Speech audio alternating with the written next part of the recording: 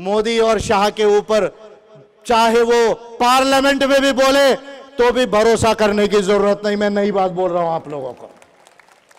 यदि वो पार्लियामेंट में भी बोले तो भी भरोसा करने की जरूरत नहीं है।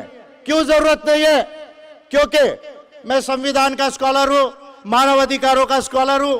संविधान हमारा अच्छा है, लेकिन संविधान परिपूर्ण नहीं है। ये बात एक बात मैं कह रहा हूं। क्यों? क्योंकि एक बार चुन कर यदि आ जाए तो हम चुन कर आने के बाद अपने प्राइम मिनिस्टर को, अपने मिनिस्टर को हटा नहीं सकते।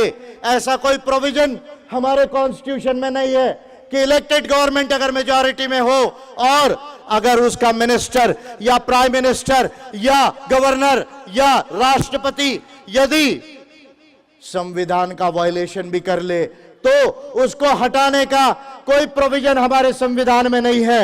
इंपीचमेंट का प्रोविजन है, वो केवल जजेस के लिए और केवल प्रेसिडेंट ऑफ इंडिया के लिए है। लेकिन हमारे भारत का 70 साल का संसदीय इतिहास इस बात को कहता है कि आज तक एक भी राष्ट्रपति को और एक भी जज को जो है हमारी संसद ने इंपीच नहीं किया, महाभियोग नहीं किया। उसका कारण यह है कि एक हाई कोर्ट का जज भी यदि वो उसका अगर इंपीचमेंट करना हो, महाभियोग करना हो, तो 100 मेंबर पार्लियामेंट की सिग्नेचर लगती है लोकसभा की और 50 की सिग्नेचर लगती है राज्यसभा की। केवल इस बात को, इंपीचमेंट मोशन को मूव करने के लिए, इंपीचमेंट कंप्लीट नहीं होता उससे, केवल इंपीचमेंट का प्रस्ताव लाने के लिए 100 और 50 एमपी की जरूरत होती है साइन करने की। पूरा दक्षिण भारत मिलकर भी राष्ट्रपति और जज को नहीं हटा सकता क्योंकि उसके पास 100 एमपी नहीं होते हैं लोकसभा के अंदर में। तो ये कुछ जटिल प्रश्न है जिस पर मैं आज डिटेल नहीं कहूंगा, तो इसलिए मैं आपको छोटी छोटी बात बता रहा हूं कि आज हम देख रहे हैं, हम सुप्रीम कोर्ट का रिस्पेक्ट करते हैं, लेकिन हमने क्या देखा कि सुप्रीम कोर्ट ऑफ इंडिया के जजेस ने जब 370 हटाई गई उसको इमरजेंसी नहीं मानी, इंटरनेट बंद कर दिया, स्कूल बंद कर दिया, जम्मू कश्मीर में उसको इमरजेंसी नहीं मानी, सीए का एक्ट हो गया उसको इमरजेंसी नहीं मानी, जामिया में हमला हुआ, जेएनयू में हमला हुआ, एफआईआर रजिस्टर करने का डायरेक्शन इमरजेंसी नहीं मानी। और कल दिल्ली हाई कोर्ट के एक जज को जो है इमीडिएट तबादला कराया गया। क्यों किया गया? मेरे बोलने की जरूरत नहीं, आपकी तालियां जम से बजाओ, सुप्रीम कोर्ट तक जाएगी। मैं बोल के बुराई क्यों लूं? देश की जनता जानती है, न्यायालय के लोग सुन ले कि जब एक शेम कह रहे, सही में शर्म की बात है। जिस जज ने कहा कि दिल्ली जल रही है और नीरो बांसुरी अहमदाबाद में बजा रहे हैं, रोम जल रहा था, नीरो बांसुरी बजा रहे थे, उस तरह मोदी और अमित शाह डोनाल्ड ट्रंप की मेहमान नवाजी में अहमदाबाद में बांसुरी बजाते रहे, दिल्ली में लोग मरते रहे और गृह मंत्री ने उफ तक नहीं किया। फिर गुजरात मॉडल का मिनी मॉडल फिर से हो सकता है या नहीं हो सकता है, यह करने की कोशिश की गई। जो जज ने कहा कि जिन लोगों ने भड़काने वाले भाषण दिए उनके ऊपर एफआईआर रजिस्टर 24 घंटे में करो, उस जज का तबादला हुआ, नए जज आ गए और वो कहते 1 महीने में किया तो भी चलेगा। वारे अंधा कानून, वारे अंधा कानून क्या कहे? हम कहेंगे तो आप कहोगे कंटेम्प्ट ऑफ कोर्ट कर देंगे, आपको 131 में कंटेम्प्ट ऑफ कोर्ट कर देंगे। इसलिए हम थोड़ा कम बोलते हैं, लेकिन देश की जनता समझ रही है, तो ये जटिल बात है। मैं क्यों कह रहा हूं? मोदी और शाह यदि पार्लियामेंट में भी कहे तो उनकी बात को नहीं मानना है। इसलिए नहीं मानना है क्योंकि मंत्री यदि संसद में भी झूठ बोलता है तो हमारे संविधान में ऐसा कोई प्रोविजन नहीं है, रूल्स ऑफ हाउस में ऐसा कोई प्रोविजन नहीं है कि उस मंत्री को हटाया जा सकता है। इसलिए मंत्री संसद में भी झूठ बोल के कल बोल सकता है कि नहीं, हमने कोई और कारणों के वजह से उसको बदल दिया। इसलिए मैं मोदी जी की सरकार से यह कह रहा हूं कि आप 1 तारीख से एनपीआर कर रहे हैं आणि उद्धव ठाकरेंना मला असं बोलावं असं वाटतं थोडा महाराष्ट्रामध्ये आलो म्हणून मराठीत बोलतोय. उद्धव ठाकरे, तुम्ही सरकार बदलली, तुम्ही राष्ट्रवादी आणि काँग्रेस बरोबर गेलेत, खूप चांगला झाला. तुम्ही कलर बदलला, तुम्ही कलर बदलला, राज ठाकरेंनी सुद्धा कलर बदलला. पॉलिटिकल कॉन्ट्रॅक्ट चेंज झाला, कलर चेंज झाला. पण उद्धवजी, कमीत कमी महाराष्ट्राच्या लोकांना तुम्ही अक्कल आम्हाला शिकवू नका. तुम्ही आम्हाला म्हणता की आम्ही 1 एप्रिल पासून NPR आणणार. तुम्ही कायदा तपासून पहा.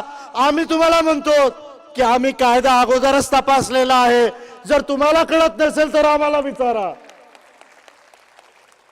आणि तुम्ही जे 1 एप्रिल पासून NPR महाराष्ट्रामध्ये करू इच्छितात, मी तुम्हाला सांगू इच्छितो की हा NPR चा जो डेटा आहे तो डेटा NRC साठी रूल्स 2003, रूल 3, सब रूल 4, सब रूल 5, रूल 4, सब रूल 3, सब रूल 4 याच्या अंतर्गत तो NRC साठी वापरण्यात येणार. आणि जिथे NRC झाली आसाममध्ये काय झालं, 19 लाख लोग NRC में डाउटफुल सिटीजन आ गए.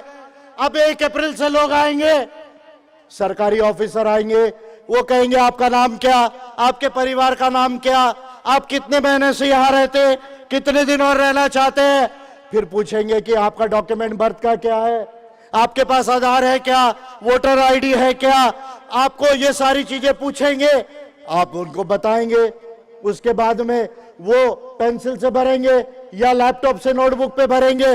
और हो सकता है जो अभी आखिरी नोटिफिकेशन निकलना बाकी है, किस चीज का नोटिफिकेशन निकलना बाकी है, फॉर्म ऑफ द NPR, यानी NPR के फॉर्म में क्या क्या कॉलम है, इसका नोटिफिकेशन निकलना बाकी है. और उसको देखे बगैर हम मोदी और शाह की एक बात पर बिलीव नहीं करेंगे, क्योंकि यदि उस फॉर्म में एक छुपा कॉलम हो सकता है. क्या छुपा कॉलम होगा? सबसे खतरनाक वो छुपा कॉलम होगा जो आपको पता नहीं चलेगा. उसमें कॉलम होगा D. D D D for doubtful citizen. Doubtful citizen यानी ये नागरिक, आप सब जानकारी देने के बाद यगिर उसको लगा कि आप भारत के नागरिक वैलिड है या नहीं है, आपके पास कुछ डॉक्यूमेंट हो सकते हैं, एब्सेंट हो. अब मैं पूरा देश घूमता हूं, आदिवासियों के पास जंगलों में 50,000 साल से आदिवासी इस देश में उन्हीं जंगलों में रहते हैं.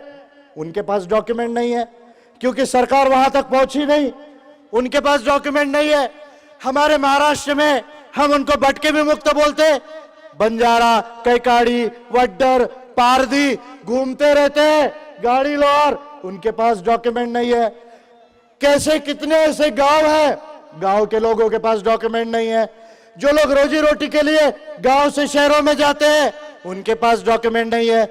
महिलाओं की शादी होके महिला अपने पति के घर जाती है, शौहर के घर जाती है, वो डॉक्यूमेंट छूट जाते हैं, उनके पास डॉक्यूमेंट्स नहीं है. आसाम में क्या हुआ? आसाम में 19 लाख लोगों में 6 लाख केवल मुस्लिम निकले, 12 लाख जो है वो निकले दूसरे धर्म के लोग. और अब ये समस्या आ गई कि ये 12 लाख लोगों को कैसे जो है वो नागरिकता दी जाए. तो अमित शाह जी, क्या आप समझते हो कि संविधान कानून आपकी सरकार को ही समझता है? यदि आपको CA करना था तो NRC जब आसाम में हो रहा था उसके पहले क्यों नहीं किया? आपने केवल NRC इसलिए लाया कि जो 12 लाख लोग जो मुस्लिम को छोड़ के बाकी धर्मों के थे, उनको आप CA के मार्ग से भारत में नागरिकता दे सको और मुस्लिम्स को भारत से बाहर निकाल सको. तो हम ये कहते हैं कि दुनिया में जहां भी जो पैदा हुआ है वो इंसान है. वो इंसान है.